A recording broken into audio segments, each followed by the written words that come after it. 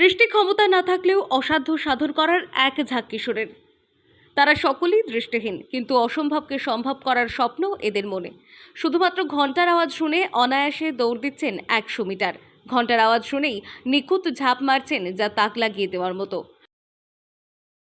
আমাদের যে স্কুলে প্লেগ্রাউন্ড আছে, খেলার ফিল্ড আছে, সেখানে আমরা স্কুল শেষ হওয়ার পর বিকেলে প্র্যাকটিস করি।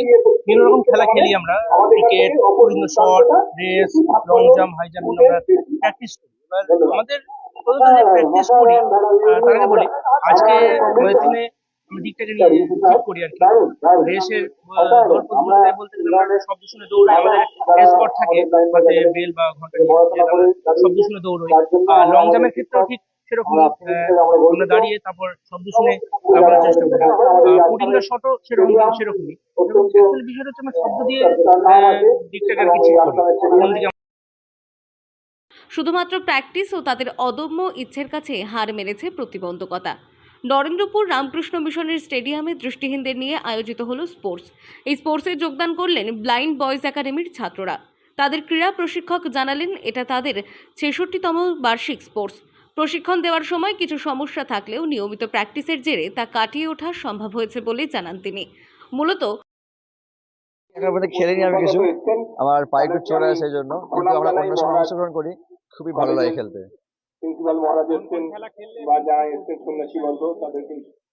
না, আজকে আমি অংশগ্রহণ করিনি, আজকে আমি খেলার কিছু সমস্যা সেই জন্য।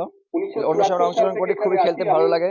আমরা এখানে শর্ট পাট থ্রো করি, রেসে অংশগ্রহণ করি, এছাড়াও আমাদের যে লং জাম্প, হাই জাম্প হয় সেগুলোতে অংশগ্রহণ করি, খুব ভালো লাগে খেলার সময়।